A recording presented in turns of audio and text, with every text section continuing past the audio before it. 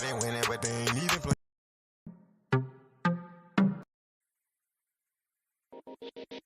Yeah. Wow. Yeah. Whoa. VV is my name. I run it up, now I'm blessed. I'm off Rocky, no hot take. I got Waukesha, that's a bit. They get wild when I flame. Don't turn me down, cause I'm next. Wow, okay, I run it up like every day. The niggas act like they winning, but they ain't even playing up in the game. Yeah, they hate when I pull out the years, that's why I stay in my lane. Yeah, who you know do it like me? Who you know cut up the chain? Who you know flex harder than my niggas? I don't know no name. Who you know flex harder than me, nigga? That's rhetorical. Yours look like Oreo. Black and white historical. The way that I'm ballin' got OVO. Them all the rows. How can I choose all the hoes? Ran out the race for every time I was lost, and I ain't have all the dogs. They used to ignore the kid, now they hate Arnold dog. BV, that's my name. I run it up, now I'm blessed. I'm off Rocky, no hot take. I got Waukesha, that's a bit. They get wild when I flex. Don't turn me down, cause I'm next. Wow, okay, I run it up like every day. The niggas act like they winning, but they ain't even playing up in the game. Yeah, they hate when I pull out the years, that's why I stay in my lane. Yeah, who you know do it like me? Who you know cut up the chain? Who you know flex harder than my niggas? I don't know no name. Who you know flex harder than me, nigga? That's rhetorical. Yours look like Oreo. Black and white historical. The way that I'm ballin' got OVO. Them all the rows. How can I choose all the hoes? Run at the race for every time I was lost, and I ain't have all the dogs. They used to ignore the kid, now they hate Arnold dog. BV, that's my name. I run it up, now I'm blessed. I'm off Rocky, no hot take. I got Waukesha, that's a bit. They get wild when I flex. Don't turn me down, cause I'm next. Wow, okay, I run it up like every day. The niggas act like they winning, but they ain't even playing up in the game. Yeah, they hate when I pull out the years, that's why I stay in my lane. Yeah, who you know do it like me? Who you know cut up the chain? Yeah. Wow. Whoa. VV is my name. I run it up, now I'm blessed. I'm off Rocky, no hot take. I got Waukesha, that's a bit. They get wild when I flex. Don't turn me down.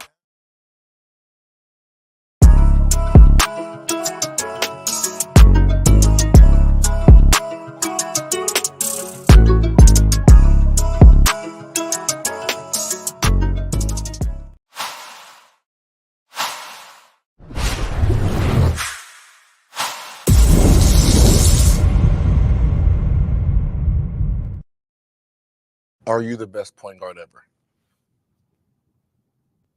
Yes. I have to, yes. It's me and Magic. That's the conversation. Yeah. Like it just, because as we can look at stats all day, right? We can look at stats and try to judge. I wasn't around with Magic. Me I know, right? So I have so much respect. I know there's not a lot of 6'9" point guard. No one's trying. I'm thinking about the '90s growing up. There was nobody trying to be a 6'9" point guard, right? I mean, it just. But I can witness and watch every kid trying to be Curry. You know what I mean? So it's like the influence that you really have on the game from the position as a player. I look at the stats and say, okay, Magic then Curry. When I look at the kids and I watch AAU, it's like, nah. Yeah. I mean, I obviously I have to answer it that way, but I really feel like, to your point, like Magic's resume is ridiculous. Yeah. Like, all right, so the fact that we're even having that conversation it's a place I never thought I'd be in. But the fact that, to your point of like how you grade it and the whole conversation, that's why we have the conversations, because it's fun and it's measuring errors against each other. And I love that's what basketball, that's what sports is all about. That's why people watch. That's why people get in heated debates about it. I love it. So you put me on my own team, I'm gonna rep myself for sure. Me and Sean in the building there, Sbtalksports, real takes over fake debates, and we are live coming to you direct every Monday and Fridays at 7 p.m. Central Time, and I believe that it's 8 Eastern Time. I am your host, Shaq Barnes, aka Sbtalksports, and my other host is Sean Webb in the building. Sean, how are you feeling today? SB, I'm doing good, brother. How you doing, man? Good. Another good sports weekend. Obviously, we seeing one of our young goats that's in the era right now making a little bold claims. But I want to give everybody in the chat a chance to join. So if you guys are watching, make sure you guys like, make sure you guys share, make sure you guys subscribe to the channel.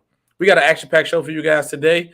I'm gonna go down the whole rundown today so you guys know what you're headed for. Obviously, me and Sean, this is real takes over fake debates. So we're gonna bring you the real takes over the fake debates every time, every day, every Monday and Friday.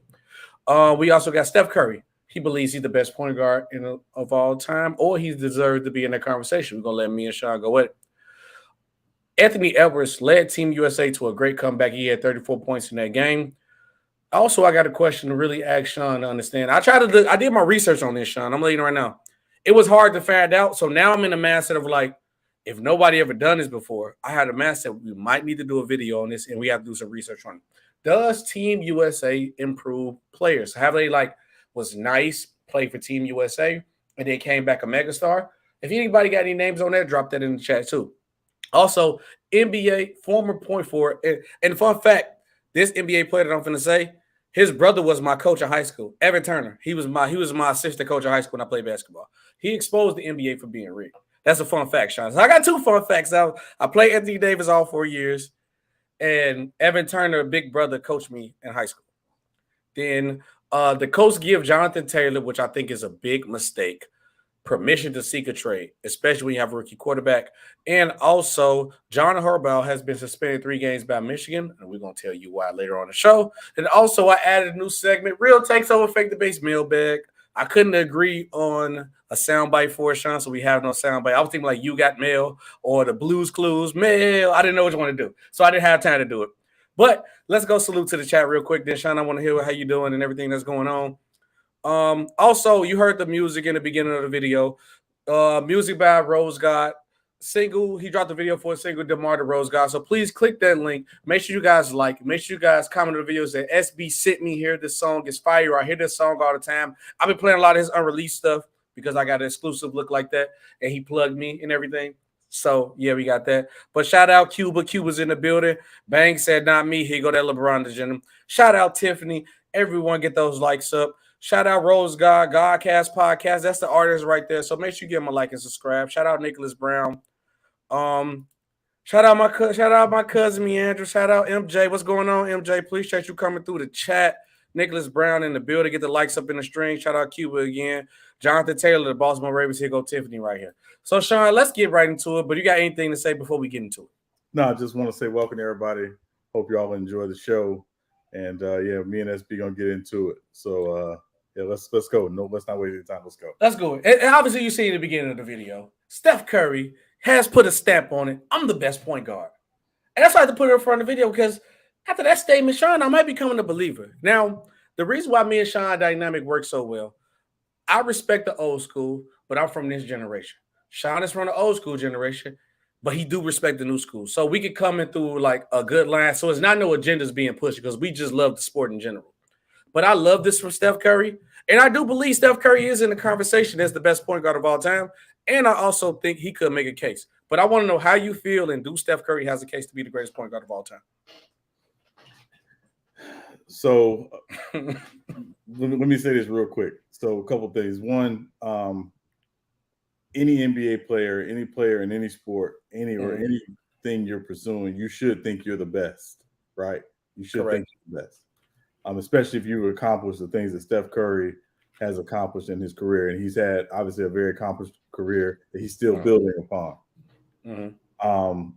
That said, I think we're reaching the point. Well, one, I'm not a big fan of ranking guys all time while they're still in the middle of their careers. Right. So I don't talk about where somebody is in terms of the all-time list while they're still in the middle of their careers, because they're still writing their story. Right. Magic hasn't played an NBA game in 35, almost 40 years. Correct. Oscar Robertson hadn't played an NBA game in 50 years. So, so I'm not a big fan of ranking guys while they're still in the middle. Once he's close to being done, then I think you can have that conversation about where he is all time. But also I think we're at the point too where, and again, my big thing is it should be tiers.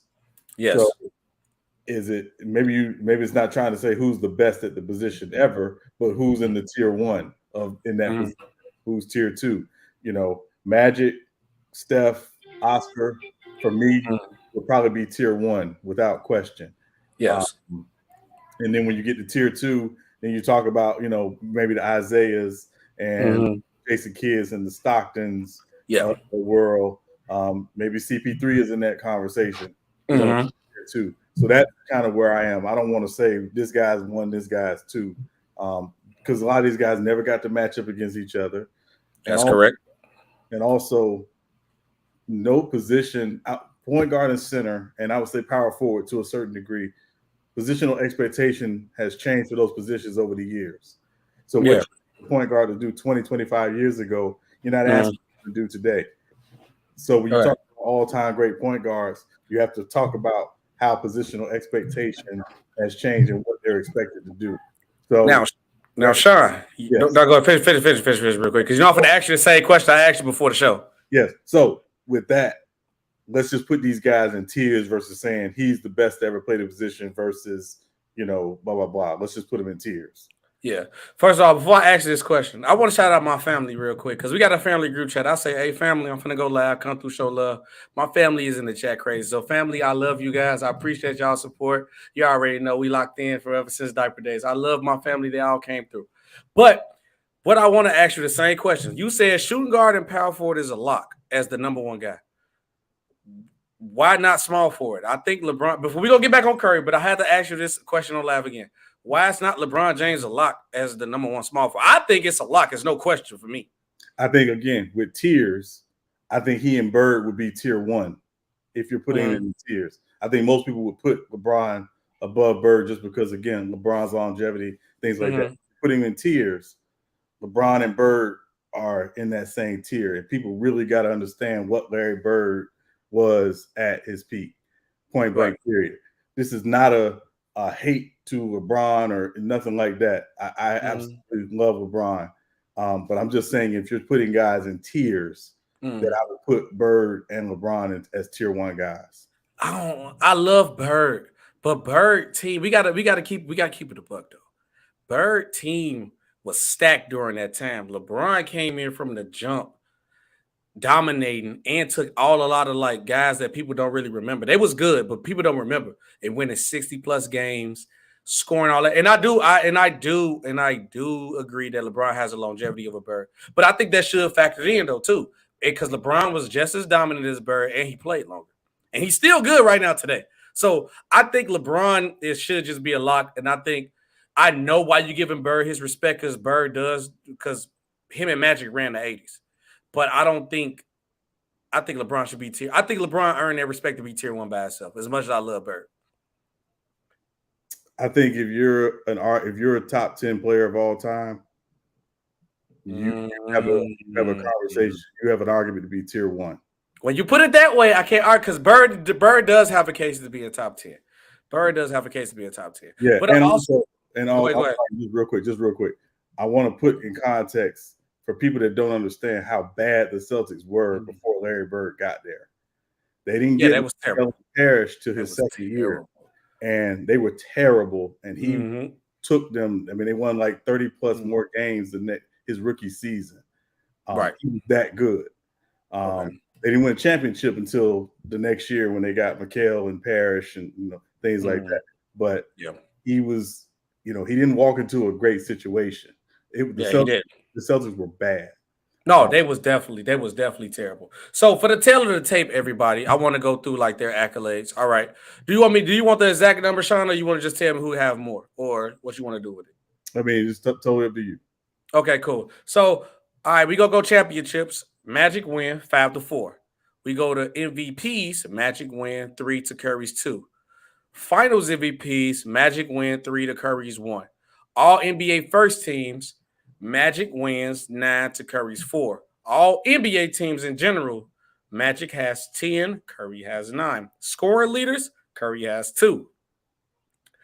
Assist leaders. Magic has 4 to Curry's 0. Steal leaders, even though both of them didn't play defense at all.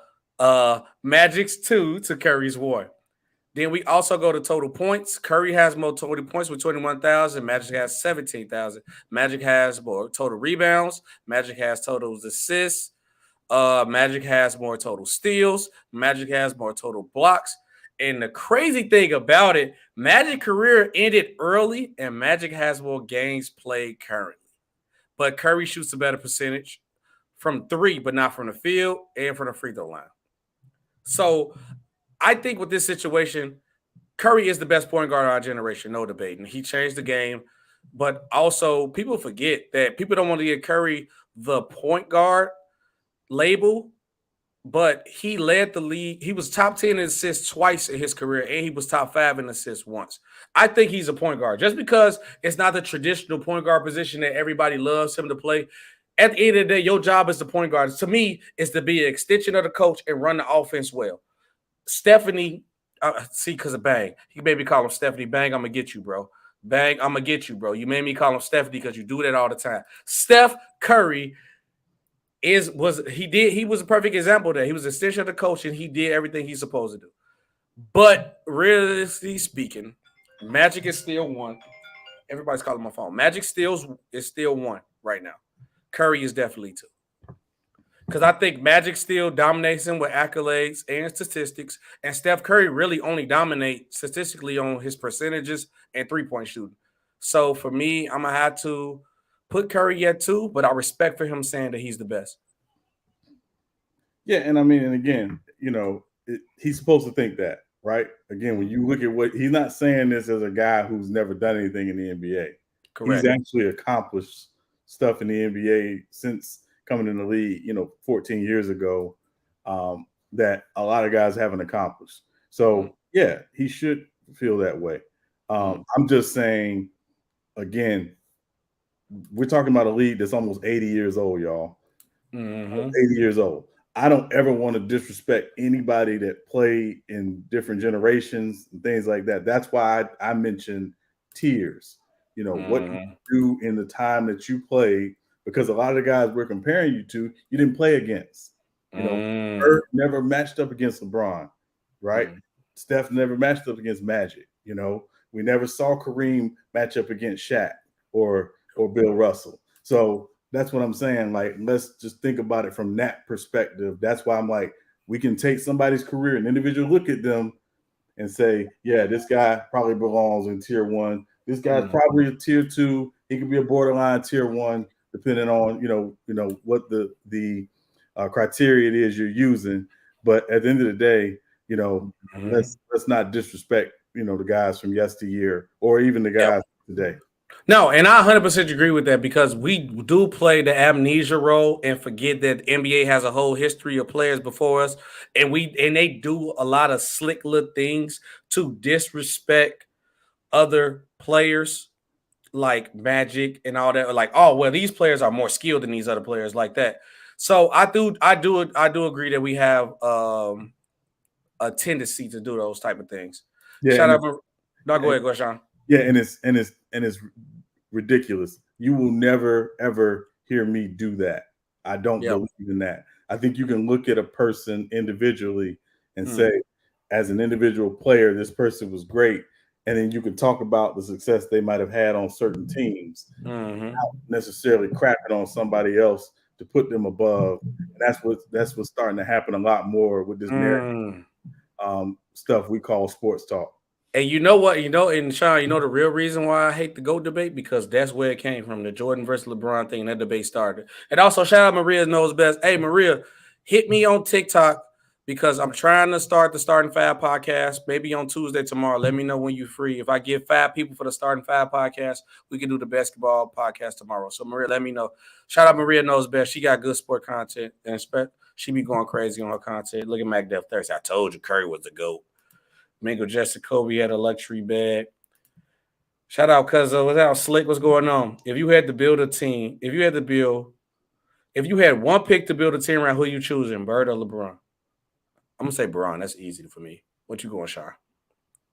Are we talking about coming in, or are we talking about at peak? From day one. Day one. But let's do peak and day one. I'm still picking Bron, either one, peak or day one. So day one, I'm taking Bird. Peak, I'm taking Bron. Okay, why you say that? Well, just Bird was just he just didn't have any holes in his game coming in. Like he went to college for 4 years. Like, he was literally, like a day one ready guy. And also he came in a league that was conventionally, you didn't build around wings. You build around big man and the point guard. Those were considered your two most important positions. So for them to be able to build a team around a wing, like Bird, again, we got to give him his respect. Now, that said, Pete, Miami LeBron is peak. We're talking about peak. one of the 2 or 3 best runs in NBA history. So peak is LeBron. Peak, bro. Look, when as soon as you said that, Bang went crazy in the chat. Ain't no excuse for that. You knew Bang was gonna go crazy. I'm not paying Bang no attention. Bang, we know how you feel on that logic. Yeah. But no, with the Curry thing, I want you guys to let me know in the chat right now. I know a lot of y'all commenting. I'm sorry if I miss anybody comment in the chat. I'm joining the top 5. PJ, I got you. Let me know. I got you, PJ. I want you guys to comment in the question. Do you have a problem with Steph Curry saying he's the best point guard of all time? Yes or no? Let me know. Or who's better right now? Or who you think is better PG all time? Is it LeBron? I said it's LeBron. See, Bang, leave me alone, Bang. Leave me alone. See, Bang, you come in, you're mad. You got me calling him Stephanie. You got me saying Bron is a PG. Bang, leave me alone. And get on Texas Chainsaw Master after the screen. But so who's the better PG all time, Magic or Steph Curry? Me and Sean personally, we have Magic Johnson still. So on to the next topic of hand, because I was trying to get my soliloquy together. Anthony Edwards led Team USA to a comeback victory. Anthony Edwards erupted for 34 points and to bring Team USA back to Troppel, Germany. Sean, I'm trying to tell you, if the Minnesota Timberwolves do not make the right move and give up on Cat, I ain't gonna say give up. Cat, take a back seat. Anthony Edwards is the guy. He's the future. We're not gonna ruin him like we did KG, Kevin Love, all those other people. Anthony Edwards is the guy. I'm seeing the future, and Sean, I'm gonna make a bold prediction. In the next 5 years, Anthony Edwards will be a top 10 player, if not double down. He's gonna be a top 5 consensus player in 5 years. I stand on it, Sean. And man, I'm standing on it. I can see that. Mm-hmm. And go back to your original question about guys who get a boost playing on Team USA or whatever. Mm-hmm. So you got to go back to 92 because that's where it started with NBA players playing on Team USA. So the boost was Barkley. When Barkley came back from Team USA, he was better. That was his first year in Phoenix. He leads them to the best record in the league. He wins the MVP. They lose to the Bulls in the finals, obviously. But Barkley was otherworldly coming back from the Olympics.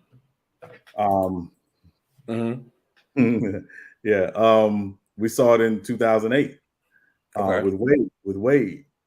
And Wade won the finals MVP and had won a championship. But being on Team USA, when he came back, that 08-09 Wade season, look at the season he had that year. I forgot Wade did play for Team USA the next year after that he won. Yeah, Sean, we got to make a video on this. We got to make a video on this. So it doesn't happen. It does happen. It's some guys. I always call it the 10% boost, right? Some guys I'm serious. They get the 10% boost. In 2000, it was Ray Allen.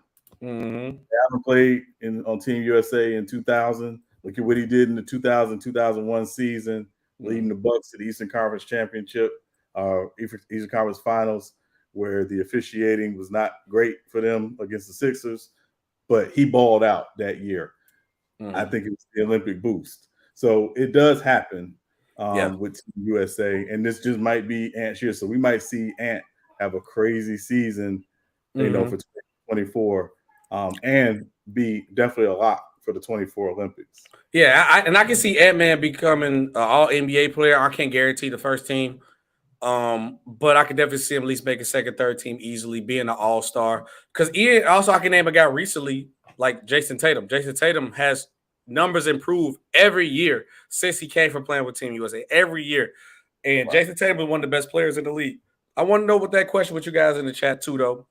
Does Team USA improve players? Do you guys agree with that for playing Team USA? Now, also, Sean, I want to ask about this team that's currently constructed. Do you think these guys can win gold easily? As currently constructed? As currently constructed. In the Olympics? Or in the Olympics? Olympics? I guess FIBA. We could do FIBA. We could just do FIBA. Yeah, I mean, they should win. I mean, they're going to run up against, some teams that's, pretty stacked as well. Canada, nice. Yeah, Canada's got a good squad. You can never sleep on France or Spain, obviously. But I mean, they should win. It's not going to be the level of dominance that we've seen in years past. Mm-hmm. And again, this is, for all intents and purposes, a lot of these guys are the B team. Yes. I don't think there'll be more than 2 or 3 of these guys next year on the Olympic team. I think Ant has pretty much locked in his Olympic spot for next year if he wants. But yeah. Jamal Murray not playing for Canada? I thought Jamal Murray was playing for Canada. He not playing? He sat out? I have to look that up. I thought he was playing. I'm going to have to look that up. Slick, I'm going to have to look that up. Because Jamal Murray was playing. I thought Jamal Murray was playing because when I looked up the roster, he was there. He was there. He definitely was on the roster. And like I also said, guys, too, earlier in the show, if you guys want to be a panelist, let me know. At Real Takes Over Fake Debates is a sport entertainment network, and I'm trying to get more and more podcasts. So like I said, I'm trying to launch the basketball podcast called The Starting Five. I bring some of the best basketball knowledge and content creators on a one panel, and we're going to go with it and talk basketball. Also, we got All Out Blitz. If you love football and you are a content creator, let me know. I'll put you on a panel for the football episode. And also, we got our wrestling fans, Heel Heat. If you want to be a panelist, hit me up or Real Takes or Fake Debates or SB Talk Sports on all platforms, and join the Discord. And shout out to the Kick Live. I don't have the Kick in my stream. I suppose the Kick chat probably be going crazy right now. Yeah, he is sitting out. Jamal Murray is sitting out. Wow, that's tough. Well, he did just go off a championship run. But it just went to the finals, went deep in the playoffs. It makes sense. It makes sense. And obviously, it's just FIBA. So, he'll probably play in the Olympics next year. Now, Sean, I'm not gonna lie though. If they do get their regular team together, I'm not going to lie. Canada might make a run. Because I'm looking at that raw, especially with Shai Gilgeous. They had Dylan Brooks. I nobody like Dylan Brooks, but if I had to go look back at this roster again, they have a squad. So Canada might make some noise in the future. That's all I'm saying. Mm-hmm. That's all I'm saying, though. Yeah, no disagreement there. No, because man, I'm like, okay. Then my last question before we go to our next thing, and I'm getting everything together for our next segment. Has the world completely caught up with everybody? Like, that's what I want to ask. Has the world really caught up with everybody? And it popped up, whatever. But has the world caught up with everybody before we get to our next segment? Has the world caught up with the U.S. in terms of basketball? Yes, basketball, yes. Oh, absolutely. Yeah. Yeah, absolutely. Is it because of from what you've seen in like the Olympic play and the FIBA play, or is it because three out of our top 5 players, maybe 4 in the NBA right now is all international players? Luka, Embiid. Well, I got Luka outside the top 5 for me right now because he ain't make the playoffs. That's just me. You can hate it or love it. I don't care. But Giannis, Jokic, and Embiid in the conversation, or Luka in the conversation for top 5 players in the league. Is it because of that, or what you're seeing in this Olympic play?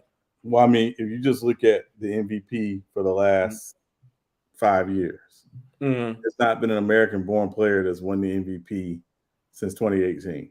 That's bad. That is bad. Is it bad, or is it emblematic of where the league is?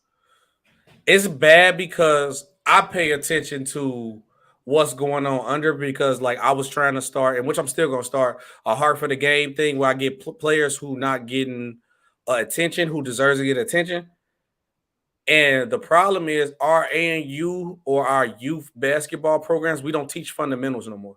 So everybody just care about highlights and being the most skilled. But when you go to overseas players, they are learning the fundamentals of the game from the jump, and they come in the league more skilled and more prepared. And so I think that's why I think it's a problem. That's why, for me. I can't even look at it as like the world catching up. I just feel like we not teaching basketball the right way no more. I think that may slightly factor in SB, but I think the other side of it is that the rule changes have made the game more international friendly. The spacing, the off ball movement, the things that you would see in the Euro game previously is now a part of the NBA game. So I think it's a symptom of many things. But ultimately, the world has caught up, and it was expected, right? You go back to the early '90s when you started to see international players come to the NBA, like Vlade Divac, like Drazen Petrovic, like Toni Kukoc, and have success. And then now it's a different world. I mean, and now the scouting's better. Yes. Now, the international player comes to the NBA because now playing in the NBA doesn't preclude them from playing for their country in FIBA or the Olympics, which it used to. That was a rule back in the day. If you play in the NBA, you couldn't, play, FIBA. I didn't know that. Because I thought if you just had citizenship anywhere, you could play for them. I mean, yes, but if you play in the NBA, so there's a guy. For those of y'all who don't know by the name of Oscar Schmidt. Oscar Schmidt is basketball's all-time leading scorer. He's got, I want to say roughly 47,000 career points. He got drafted in the NBA. He was a part of the '84 draft, but he never played in the NBA because if he had agreed to play in the NBA, he would have had to given up his ability to play for Brazil. Oh, we never played in the NBA. So that's part of it, right? Is that, for a long time, the best of the best didn't want to do that. And let me say this real quick. And we talk about Joker and how Joker is. There was a guy just like Joker 40 years ago by the name of Arvydas Sabonis. And Sabonis was nice. And the people who didn't get to see Arvydas Sabonis play before he had the Achilles injury, he was Joker. He was. Sabonis was nice. So, but he didn't play in the NBA when he was at his peak. He didn't play in the NBA until, much later on. So, once FIBA and, loosen the rules and things like that, that's when you start to see the international player come over more. But I also think, again, the NBA game has changed some of the rules that have allowed for more of a Euro style play. And again, player development is different there. It's team development is different there. It's a much more nuanced conversation. And AAU, I think AAU has some good points, but I do think there's some downside to AAU because AAU doesn't develop. AAU exposes. Yeah, no, that's true. So, yeah. So now, Sean, coming through and being a fan of basketball for a lot of years, and then once you run anything in the business world for a long time in life, people gonna have questions. People gonna have negative things. People gonna have positive things to say about you. And one of the more negative side of things when it came to the NBA, because sometimes people can't just accept the fact that your team losing, or sometimes you get stories that come out about you reffing the game wrong, like with the King situation. I'm not going to say the guy's name, but, where people have questioned that the NBA is rigged. And something has been added and brought more fuel to the fire when Evan Turner went on Gil's Arena podcast, and he pretty much said, I'm exposed. Not necessarily say I'm exposed, because Eagle Dollar didn't want to go into much detail of saying. Evan Turner said, I don't care, I'm going to say it. So I'm going to play this clip for everybody in the chat. Let me know how you feel about it. And let me know, do you guys feel that the NBA is rigged? Hold on, wait, before I say that, I wonder if my cousin still is in the chat. If he is. So it was a long time ago. I'm going to put his name on the screen. Marvin cousin, Marvin Johnson. Shout out, Marvin. He used to flip for Jesse White tumblers. And if you remember this story, Lotto, please comment in the chat. Tell me you remember this story. He used to flip. Imagine, I'm a big Bulls fan. He know I like sports. So he flipped for He flipped for the Bulls that 1 week. And he was just like, bro, cuzzo, what's up? I'm like, yeah, you watch the Bulls game? And I said, yeah. He was just like, man, the NBA rigged, bro. I'm saying the NBA action like some WWE stuff. Because he said it because we was younger and everything. I'm like, what are you talking about? He was like, yeah, they gave us a whole transcript of what time we was going to come out with the cues and what score is going to be and everything. I'm like, man, nah, bro, what are you talking about? He's like, yeah, bro, we did that. I remember this story to this day. And I was just like, maybe they were just like, they know the scope because when I work with teams, anytime anything print out through the pamphlet, they just print it out fast. So maybe you just seen the paperwork and they print it out too fast. He's like, nah, bro. So that was my first ever time with like experience, maybe somebody thinking the NBA is rigged. I don't know if Mark remember that story. But let's go. We'll see what Evan Turner said and tell what you guys think about this real quick. The closeout game is the hardest game in your life. Shit, no, I'll tell it. Go ahead. No, I remember we were about to play Game 7, 2012. So we were about to play the Celtics or whatever. Game 7. So I'm hyped as hell. I'm like, yeah, bro, we got a Game 7. Like, woo out the bam. Like, this is going to be lit. So Eldon's like, you know we're going to have to win by 15 just to win by 1. So I'm like, what you mean? He's like, bro, this is the NBA. It's entertainment. Like, LeBron is in the Heat or waiting. Would you rather watch the Celtics or the Sixers play the Heat? I'm going to be honest with you. I'm on the team. I wouldn't even watch the Sixers play the Heat type shit. Like, so we get in this game. You know how much money the NBA is going to lose? I'm telling you, take M's and M's from this. I'm like, what? He's like, millions of memories. Because this is entertainment. Damn, that's a bar. And he says, as long as you know that, don't act like your OG ain't tell you. You have to be up so much that don't affect it. Oh. So that was a clip of Evan Turner on the podcast of Gil's Arena. Shout out Gil's Arena. Shout out Evan Turner. Shout out Iguodala. I'm not shouting out the other guy. He got bad takes, and then he was the first person of the Kim Kardashian curse. I ain't shout him out. But yeah. So pretty much for everybody perspective, he was pretty much saying like when you're the underdog team or the team where there's not like the money involved for you to be in the next matchup, because this was 2012. It was the Philadelphia 76ers who weren't really popularized versus the Big Three Celtics, and Miami Heat was waiting. We needed that matchup again because that's the money matchup to see the Heat versus the Celtics. I know you remember that year pretty fine, Sean, because you are a Heat fan. So Elton Brand told Evan Turner pretty much just to get M's and memories from this situation because you're going to make a lot of money and you're going to get paid a lot because the NBA don't want to see you in this situation. So if you have to win by 15 points, that's your 1-point victory because you have to be up by so much that the referee cannot control the game.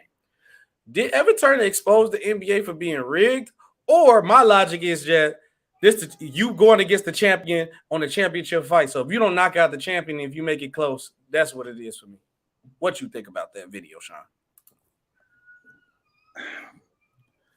So obviously that's their experience. Mm-hmm. The one I can speak to is not a Heat experience. It goes back to 2001.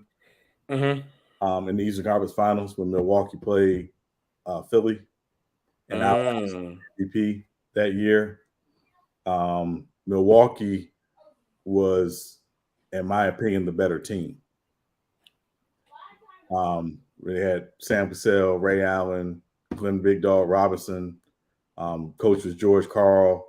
They had Scott Williams, who you know well from those 90s Bulls teams. Mm-hmm. Tim Thomas was the sixth man. Irvin Johnson was the center. They had a really, really good team. And that series went 7 games. But if you go back and you watch those games, the officiating was really, really sided to Philly. And even George Karl and Ray Allen both got fined for basically saying that the league wanted Philly in the finals of the Lakers, even though Milwaukee would have been the better matchup for the Lakers. They wanted Philly in the finals because Philly was the bigger market. And obviously AI, who was the MVP, and blah blah blah. When you said that, I had to read back and think. I'm gonna go back and watch it because that's another thing too that we need to do as fans of the game. You cannot watch one game and really get a true sample size of it, especially watching it in the moment during the half. You always have to go back and rewatch. So I'm going to have to go back and look at that. You talking about, dang, was Milwaukee really better than them? Because that's the year Allen Iverson them swept their awards. Was they really better than them? They top to bottom. Top to bottom, yeah. Top to bottom. Yeah. Now, that said, obviously, you had the coach of the year, you got defensive player of the year, you got the MVP, you got the sixth man of the year. People are going to look at the awards. But that Philly team really wasn't built all that well. I mean, it was not built all that well. Let's just be honest. Yeah, it wasn't.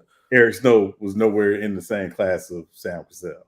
No. Oh my God, no. And Big Dog was an all-star. Like, you know, like he was an all-star.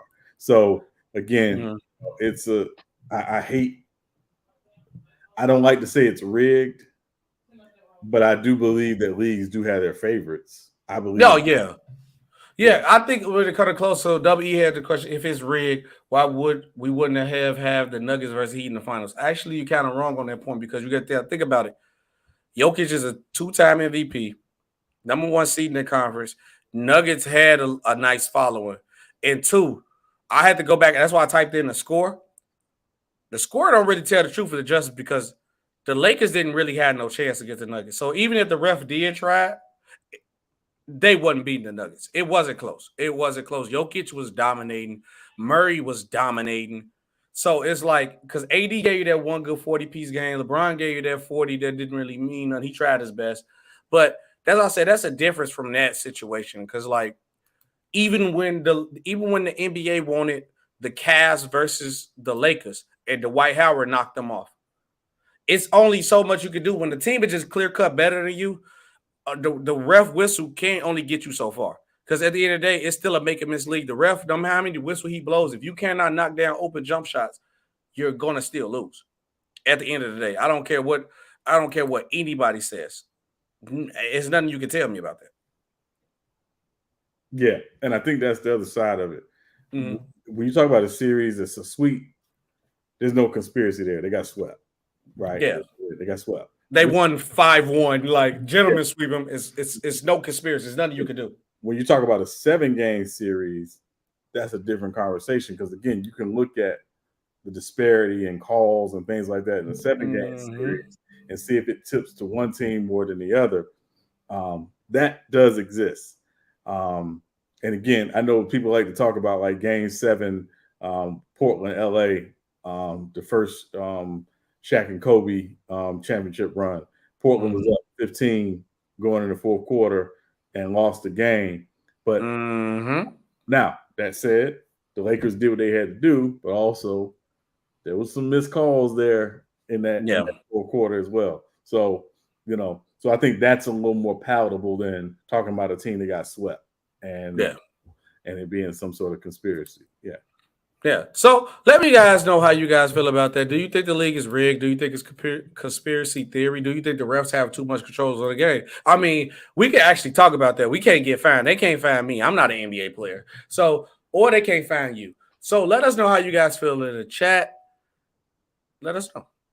Yeah. So, Sean, we're going to switch over to the gridiron side of things because I look at a lot of situations and a lot of teams. If you draft a young player, if you make the wrong trade, if you make the wrong moves, you could be mistaken because maybe you don't truly value a guy that's on your team.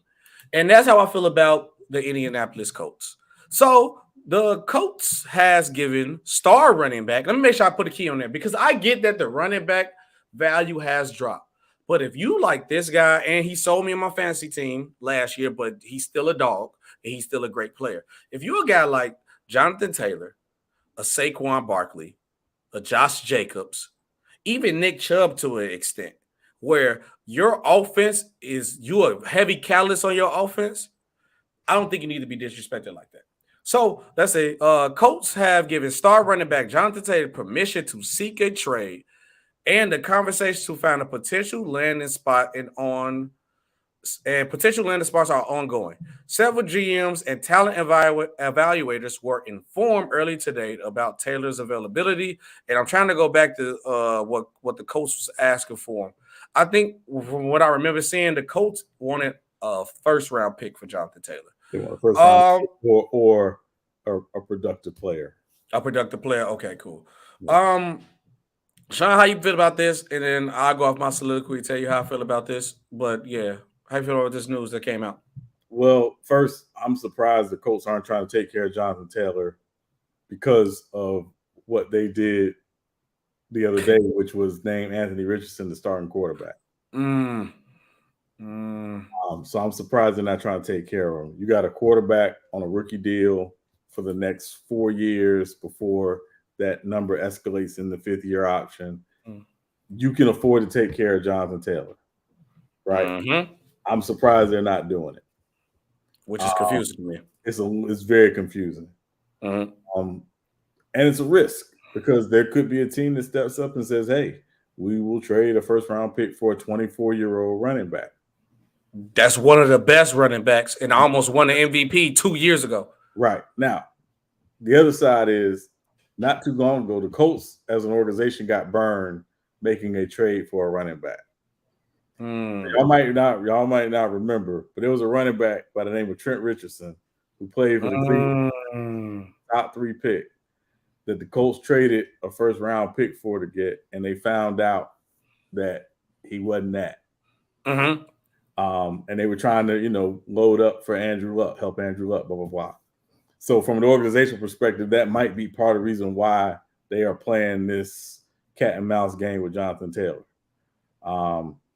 So that's their end of it, is they don't want to overvalue the position.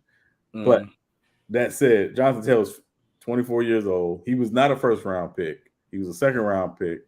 And because he was a second-round pick, they don't have a 5th-year option for him. They can't use the 5th-year option for him. He's only on a 4-year contract. So, and you can understand after 3 years, he wants to get paid. He should get paid. He should. He should get paid. This is his one chance to maximize his earning. And if the Colts are willing to do it, there's going to be a team out there that will. And, I was looking around trying to think who could make that move. It's not a lot of teams I think will give up a first-round pick for a running back because they may not be a running back away. But I look at a team like Buffalo who might think they're a running back away. Even though they love James Cook, they might think they're a running back away. I like James Cook too. Yeah. So, See, my problem, Sean, is, like you said, the biggest loser in this situation is Anthony Richardson. You have a young quarterback who's the only real question with him is experience and accuracy. But you're going to run him like Jalen Hurts or Justin Fields with heavy option, different type of schemes with him. He's going to run the ball. You got a playmaker next to him who can make his job and his life easier as a rookie quarterback. Why would you get rid of that? And it's nobody else on the Colts that need money right now. Who are you spending heavy loads of money on? And who has been putting a heavy load of the work in for this team to get you the relevancy that you guys have? This is not a Trent, and I'm glad you brought up Trent Richardson. This is not because if they want to use their excuse not to pay him, this is not a Trent Richardson situation. This has been your guy. You've seen him from day one. You see him improve. You've seen him become great. Pay the man. Yeah. This is the same way I don't understand why the Giants didn't pay Saquon Barkley. You're trying to use the excuse of the whole league not valuing running backs when your value and his value in that location is worth the money. It is. So now you're going to hurt your rookie quarterback because he don't got Jonathan Taylor behind him. You're going to make the Colts look bad. They is because you telling me that he's worth a first-round pick or a very star caliber, high productive player, but you don't want to pay him? Yeah. And what what you want a late first-round pick, maybe? Would you take the Chiefs first-round pick knowing it's going to be like at the bottom end of it at 31? Yeah. Because if I was the Chief, I'd send that first-round pick right now for Jonathan Taylor right now. Yeah. I don't hope it happened. It's me being a Chargers fan. Yeah. And again, I think the Chiefs would make a lot of sense because they can afford to do it. Now, here's the other side. If you're a team that trades a first-round pick for Jonathan Taylor, you're not just trading the first-round pick for Jonathan Taylor. You also got to get him a new deal. Yeah, give him no deal. Yep. That's the issue. He wants a new deal. Mm-hmm. And I think he's earned a new deal. Now, what that deal looks like, we can have a conversation about. But that part, is the business side of the game. And I know it looks bad. The optics are bad. But listen, this is what is being collectively bargained by the Players Association, the NFLPA, right? This is what's been collectively bargained. They were not necessarily looking to take care of different positions. Right. And the running back position is the one that has been damaged the most by these more recent CBAs. Simple as that. And then when you look at, when you go into a league where the rookie who just got drafted in the league is like one of the highest paid players, if not the highest player at the position, that's a problem. Tiffany says, "Sorry, Jonathan, Ravens not giving up with no first round. Y'all barely want to play y'all quarterback, so I doubt y'all try to pay somebody else." Land 216 said, "At my basketball camp, we practice the fundamentals first. You got to crawl before you walk, and we ain't changing 2008 like 2800 like Stephen A. Smith. Y'all ain't charging that. I respect that. And nobody should pay $2,800 for Stephen A. Smith's camp. Have you ever seen his jump shot? No, unless he teaches busted and disgusting. Unless he teaches you how to get a job I respect him as a reporter because I understand the grind, how long it took him to get to that point. But like you said, basketball, no. He said, "I trained at the IMG. Stephen A. Smith is full of SHIT. Dang, you paid that bread for that? That's tough." Yeah, no, that man jump shot is ugh. Yeah, but okay, because that was my next question, Sean. We was in the middle of talking about that. Like, who would benefit the most for trading for Jonathan Taylor, and who might have a little money to pay him? I'm gonna keep it honest, and then I'm really noticing if I had to pick the number one spot for him to go, and somebody would benefit the most of having him behind him. I'm trying to think if they got the money though. That's my only problem. I'm gonna say the Chicago Bears though. Oh, the Bears have money. I say go to the Bears. I think you add Jonathan Taylor behind Justin Herbert. I think that solves a lot of problems. They do got Khalil Herbert, but you mean Justin Fields? Justin Fields. No. I'm saying I don't. They had Khalil Herbert as they running back. You said Justin Fields. You said Justin Herbert. I know you got brain. That's why I was making sure. Yeah. Justin Fields. I'm sorry. Okay. Yeah. I mean, I would say my Chargers, but we don't want to play Austin Eckler. So why we bring another running back in that we ain't gonna pay him? But yeah, I think Justin Fields will benefit a lot from having Jonathan Taylor behind him, and he'll fit into the scheme that they're trying to run. So I say the Bears. I don't know if they'll give him a first for him though, but I say the Bears for sure. Yeah, I'd take the other team. I'd said the Chiefs. So let me explain something about the NFL salary cap. It's a joke. It is. It's a joke. Literally, you can restructure guys and get the money right there. The cap space, right? From doing restructures. Mm-hmm. Basically pushing cap charges forward. That's how it works. Yep. So any team could make it happen if they wanted to make it happen. Mm-hmm. Whether or not They'll be like, I already paid your money for the year. We're gonna restructure that deal, we're only paying you $5 million for this year. And then just get all the money that was the rest on his contract to Jonathan. Give it to Jonathan Taylor that year, and then call it one. Yeah, or what they'll do is like say your cap hit is or your cap charge is $20 million.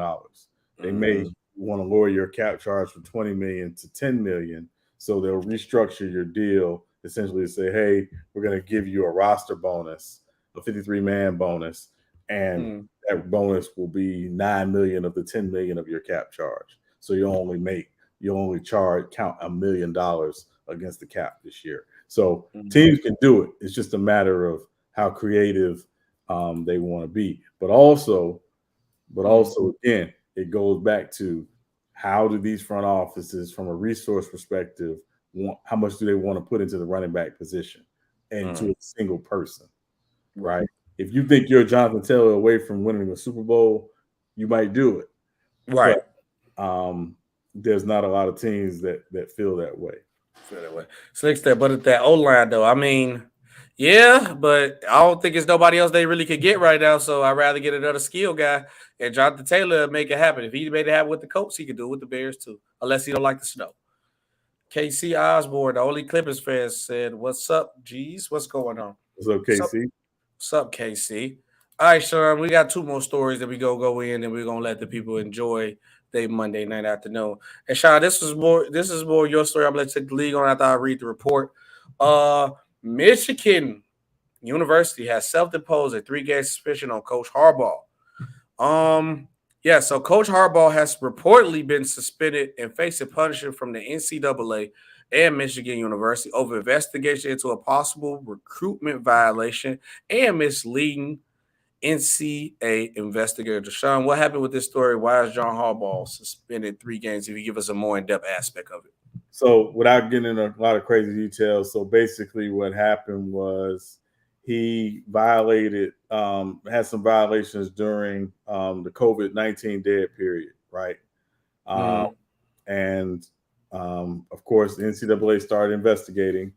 And once they started investigating, they said, oh, yeah, he did something.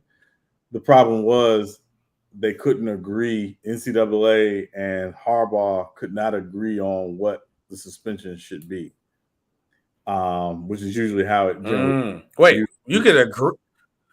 It's not. Wait. So you telling me if I get in trouble, I can tell you how long I want to be punished for? Well, I mean, what you can do is you can try to point to different cases and say, well, in this case, this is how much this person got. This is a different animal because, again, there was a during COVID-19 in 2020, there was a dead period where you weren't allowed to do certain things. Well, he was doing certain things during that dead period. So there's no precedent for this. Right. So a lot of times when there's no precedent, a lot of times you try to work with both parties, try to work together to come to an amicable solution and agreement on what the punishment should look like. And so since they could not come to an amicable agreement, Michigan self-imposed a 3-game ban on John Harbaugh, which, again, for NCAA purposes, may very well satisfy them. It's not likely that they'll come back and say, yeah, we're going to add more games or anything like that. The school was basically saying, taking ownership and accountability and saying, yes, we did this because we recognize there were violations and we will handle it accordingly. Do you agree, from what you know about this story, was 3 games enough of a suspension? Yeah. Yeah, 3. Yeah, because I might have to call my mama and I have to get my restitution off, because if I could have just used you gave my little brother this many days of punishment, I should have just used that if that was the case, because I don't think that was fair a little bit. Right. I'm about to get my restitution off that. But for me, from what I read for the story, I think 3 games is pretty much reasonable. I don't think you need to go farther than that. It's not like he need to be a seasonal suspension, because let's keep it a buck.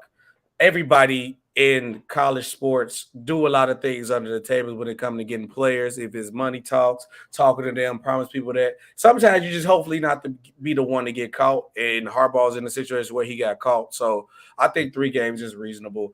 If anybody loves college sports, if you got anything, what they want to do, how y'all feel about that, let me know. Somebody, look, I must be watching ladies about Stephanie. Yeah, Bang made me call Stephanie on accident. Slick said the NCAA pick and choose what they want to suspend. That is 100% true. They do. If you want to be any honest, it's probably a bunch of teams. 100%. Yeah, that's what I just said.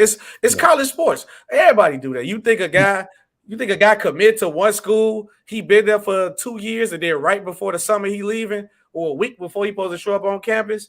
Oh yeah, no, I'm going to Georgia. Yeah. Yeah. Yeah. Now, here's the other side.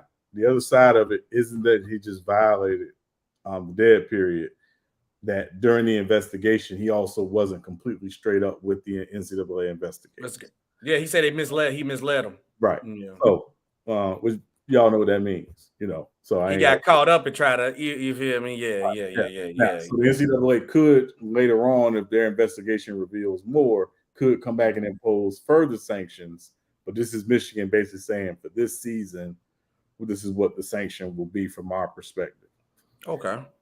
Yes, I respect that. All right, Sean, one last segment that I did have. So I asked the community to pull up for something for us.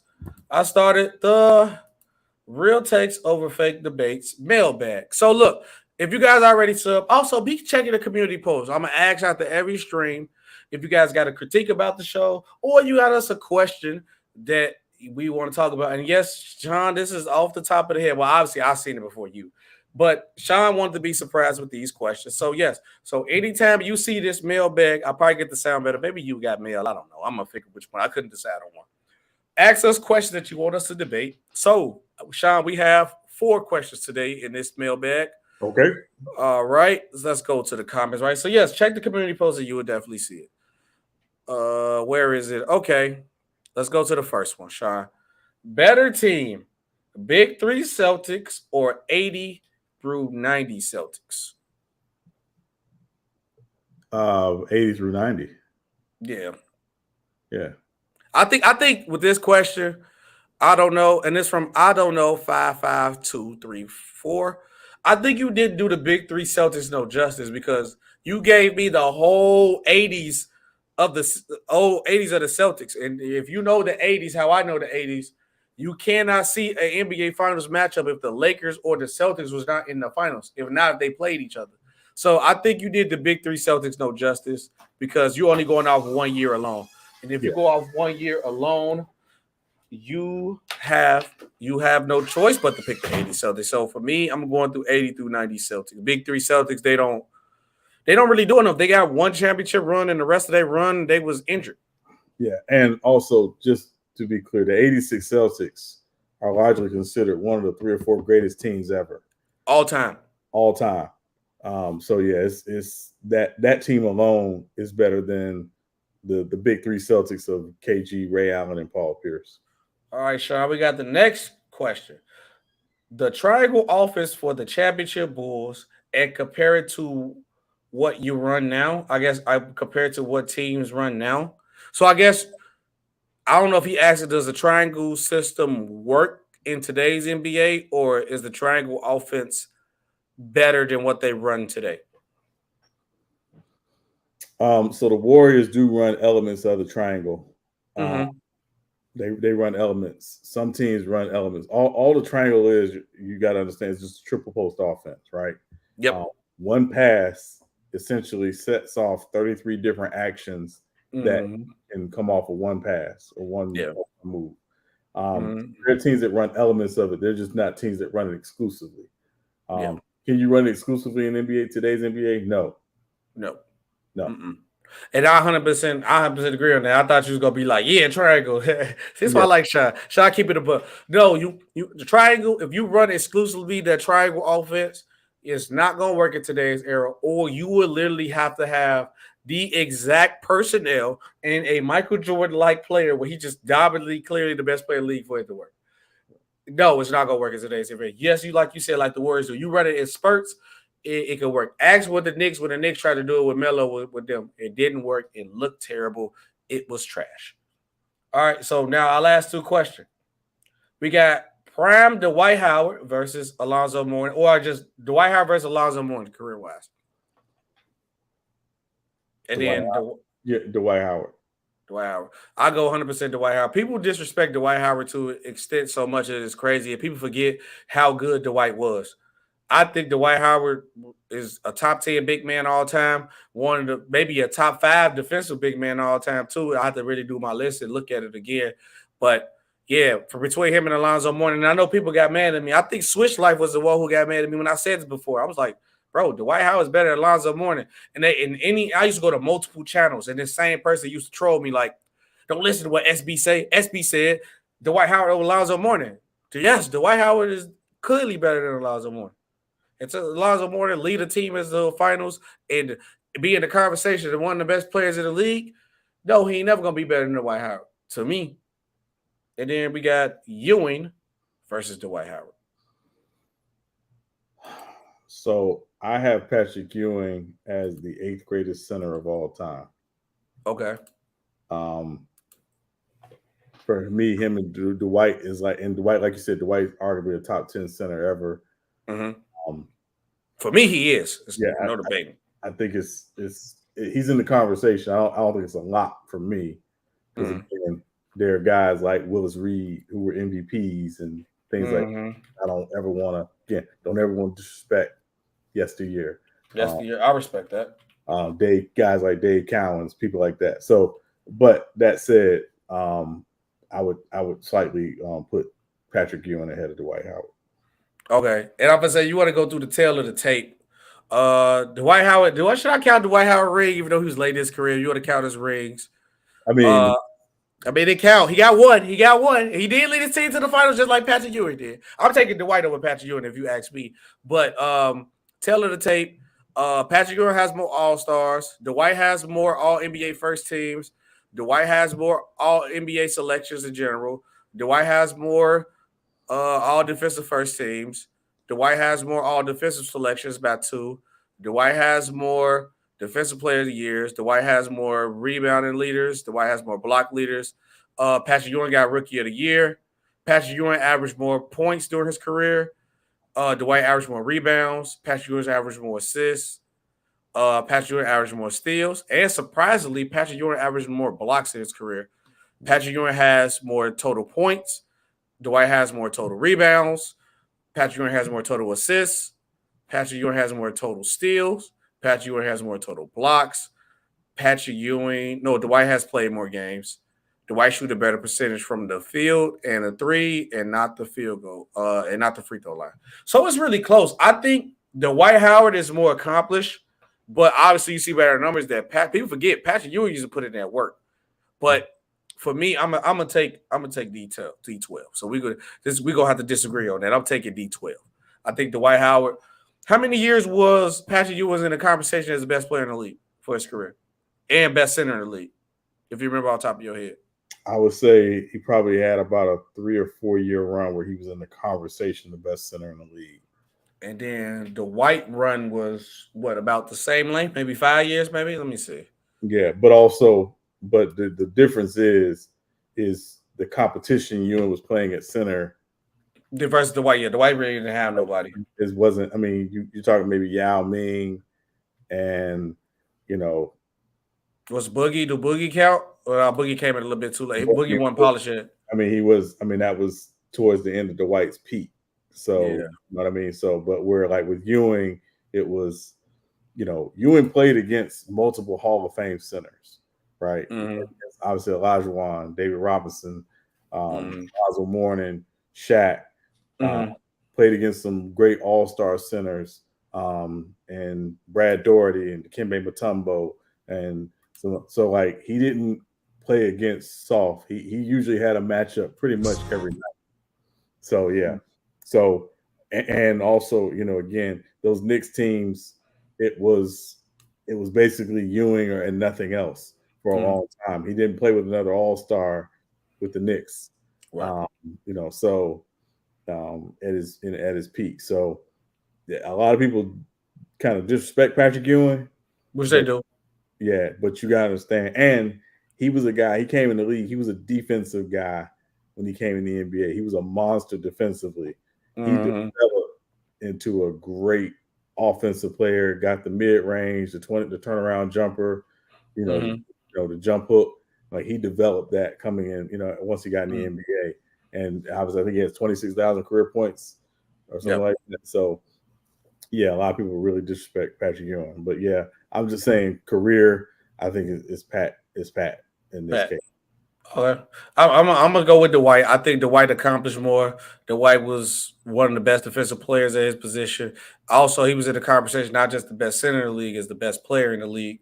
So I'm personally gonna take Dwight. And man, look, man, this man kills me all the time. So look, right, Sean, I'm gonna tell you a story about this guy right here before we close out the show, right? So obviously, everybody know I'll go live on TikTok all the time. Shout out to me, follow my TikTok. My TikTok goes up, it go crazy.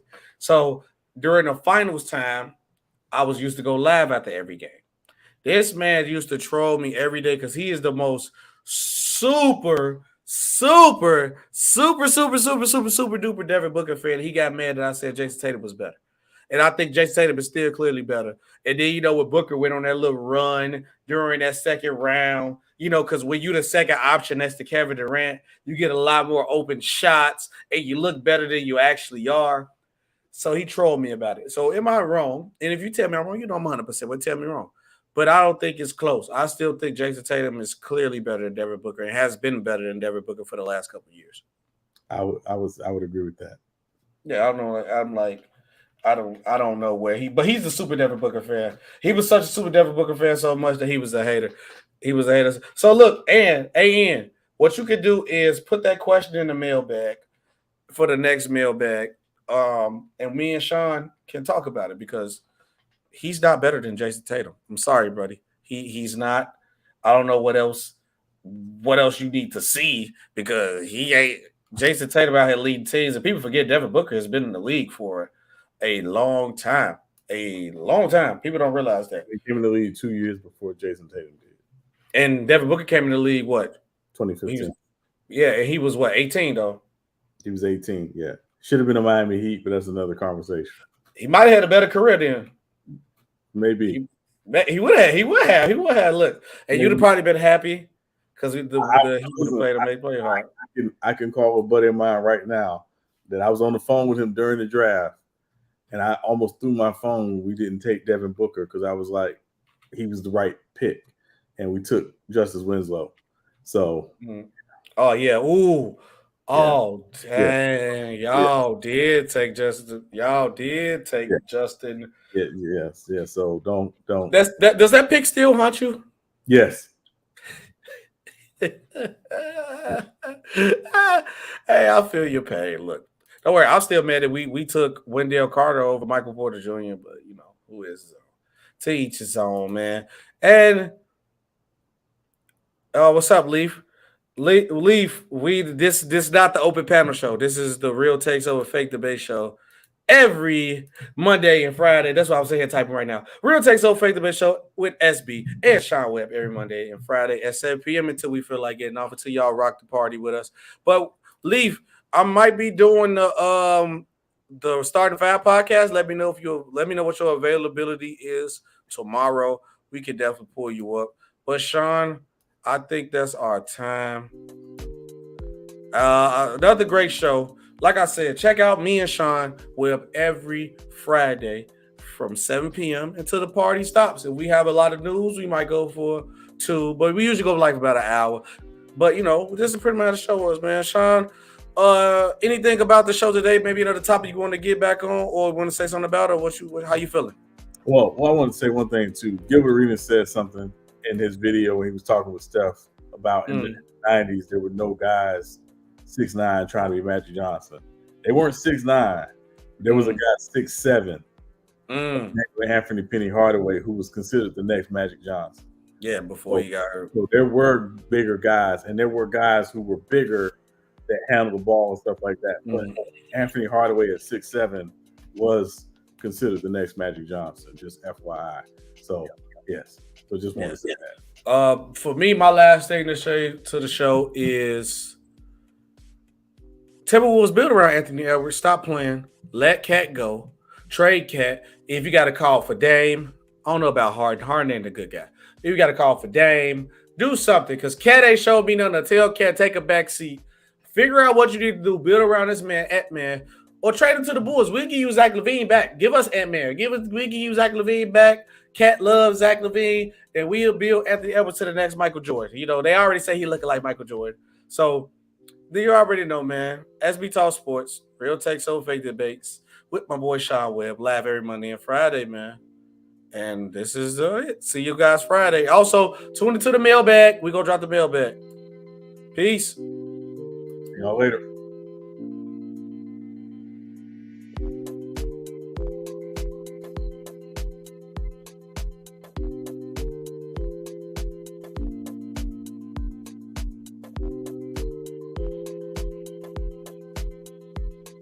That's really froze.